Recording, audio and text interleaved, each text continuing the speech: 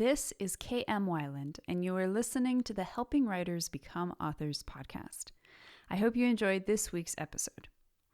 Should you edit as you go? This is a question just about every writer asks at one point or another.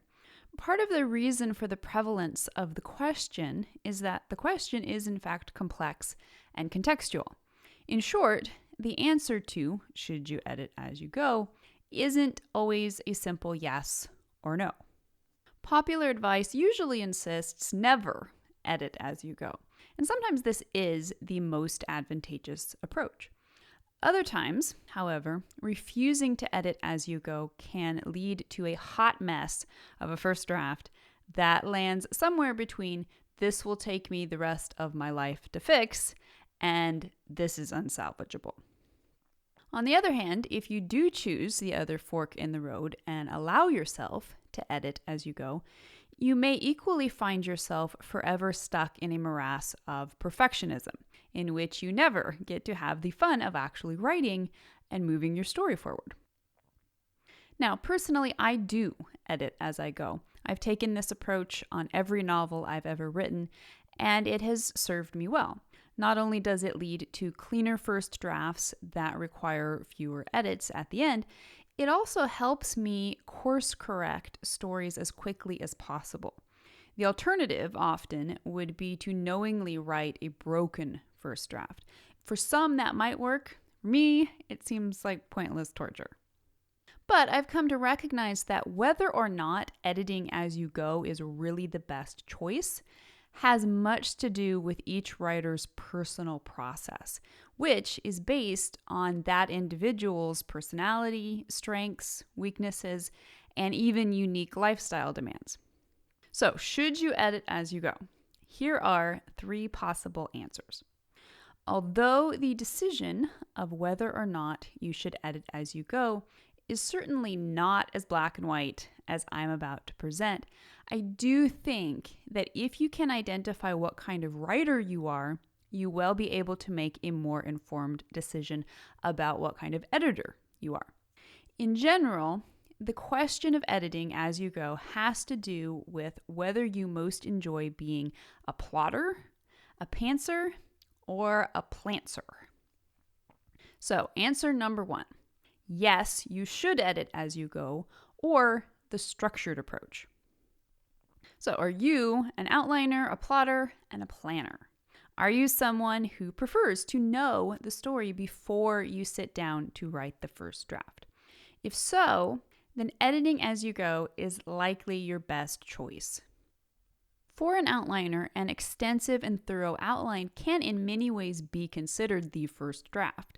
It is the part of the story where the brainstorming and discovery happens. It's the raw, sloppy, vulnerable bit where the story is revealing itself to your creative self. It is also, of course, a time of organization when you rationally examine the emerging plot to make sure it works. You're taking the time up front to do your best to ensure all the important story pieces are in place. Ideally, this means that when you start writing the first draft, you will have an accurate roadmap to lead you through the story scene by scene. Of course, there will always still be detours. What Dwight D. Eisenhower said about battle is equally true of writing fiction. He said, "In preparing for battle, I have always found that plans are useless, but planning is indispensable." Depending on how successfully you constructed your outline, you should ideally have very few major changes to make by the time you start writing the first draft. Those changes that do need to be made are often less about major plot or character alterations and more about minor tweaks, such as setting changes or something like that. As such, editing as you go when you're an outliner means you're less likely to be tempted into derailing your forward progress. Rather, editing as you go becomes more about systematically straightening up after yourself. Personally, I edit every previous day's writing before moving on to the next bit. I also consciously take a break after every major structural beat and read over the entire manuscript so far. I call this a 50-page edit, but that number really depends on how long the book is. If you write lengthy fiction, as I do, stopping every eighth of the book, that is, after every major structural beat, is helpful for reorienting yourself in the details of your story. But if you're writing something shorter, you may only need to stop once or twice throughout the process, or not at all. Unless an outline proves to be fatally flawed, this approach usually leads to solid first drafts that require little major structural editing by the end. Answer number 2. No, you shouldn't edit as you go, or the discovery approach. So, are you someone who writes by the seat of your pants, spontaneously reacting to your inspiration by exploring it through your own prose? Do you prefer to do your brainstorming in the first draft itself rather than in an outline ahead of time? If so, editing as you go may not be your best option. Discovery writers, or pantsers as they are sometimes called, often feel stifled by outlines. The idea of logically planning your way through the entire story before you write it can seem both daunting and disheartening. If your favorite part of the process is the writing, the wild whirl of creativity as you wait to see what happens next, then imposing order and organization onto your story too soon can rob you of both inspiration and motivation. You will almost certainly still need to impose logic and order on your story at some point, but you may be better off waiting until the revision stage instead of doing it ahead of time in an outline. Because the flow of inspiration is so important to this type of process, and because it is accepted that the first draft will be comparatively messy, it can be counterproductive to stop and edit as you go. Indeed, stopping to review all of the manuscript's current problems can not only derail you into making corrections before you're ready, but can also discourage you from finishing it all. The more logic-based parts of storytelling, that is, outlining and editing, use different brain functions than do the more creativity-based parts, that is, brainstorming and immersive dramatic writing. Although we can and do switch back and forth between these functions all the time, often we'll get the best results by isolating our efforts. Indeed, this is exactly why outlining works best for me. It lets my logical brain put to rest as many of the logical problems as possible so I don't get distracted while bringing the first draft to life during the creative phases. It just depends on how your brain works and what you enjoy most. So if you know you write best in a creative flow and that this creative flow needs to be protected from your more rational perfectionistic urges, then you may be wary of going down the rabbit hole of editing as you go. After all, if there's a sign that says, "Here be dragons," it's probably best to heed that. Answer number 3. Maybe you should edit as you go, or the figure it out as you go approach. Honestly, I rather think this is the answer that applies to all of us, because no matter how inveterately we identify with one side or the other of the plotter-pantser polarity, we all have to employ all of the skills of a writer at some point or another.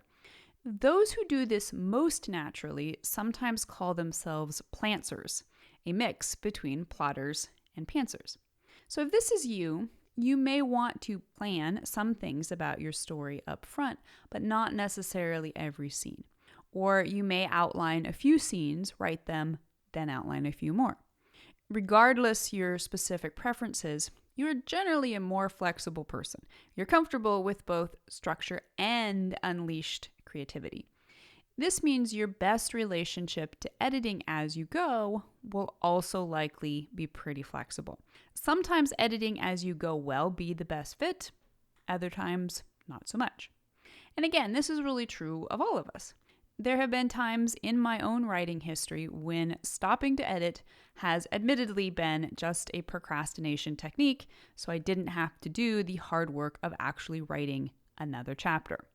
Similarly, for discovery writers, there can sometimes come a moment when they know the story is such a wild mess, they simply can't bear to keep going without first cleaning up after themselves. This points to how there really is no one-size-fits-all answer to the question of whether or not it's best to edit as you go. We can listen to the common bits of advice floating around out there, but each of us must decide our own best course based on personal experience and self-knowledge. When we ask, should I edit as I go, what we're really asking is this going to trip me up one way or the other? And as you can see, that answer varies wildly. Editing as you go can be either a great boon or a tremendous stumbling block. Whichever is true for you depends largely on where your own personal strengths and weaknesses fall within the writing process. So here are a few questions that you can ask yourself to help determine the answer. In what part of the writing process, plotting, drafting, or revising, do you naturally have the most enjoyment and discipline? In what part of the process do you naturally have the least enjoyment and discipline? Which do you feel is more likely to discourage you from finishing your first draft? Stopping your forward momentum to edit for a while, or plowing ahead when you know there are problems behind you? How judgmental of yourself and prone to perfectionism are you? If you go back to identify problems, will it rob you of the necessary motivation to finish the first draft? How capable do you currently feel of fixing your first draft's problems? Can you fix them quickly, or will you get sidetracked by trying to figure out what the problems are? How much discipline and enjoyment do you have in the revision phase? Do intense revisions overwhelm or excite you? There is no perfect process.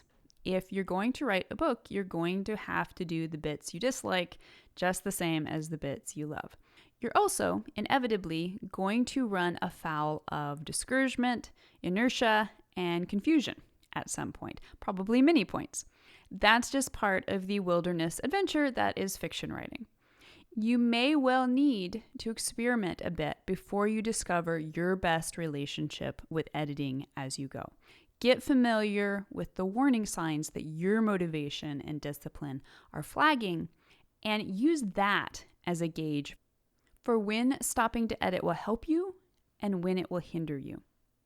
At the end of the day, there is no right answer, even just for one person. There will be times when you'll edit as you go, and times when you won't, and times when you should or should not, and miss the signs. Whatever your decision, it's always reversible. Pay attention to what writing environments create your best work, and listen to your own creative signals to help you find the answer to this question on a daily basis. And I hope you'll stop by the site and tell me your opinion. Do you usually edit as you go? Why or why not?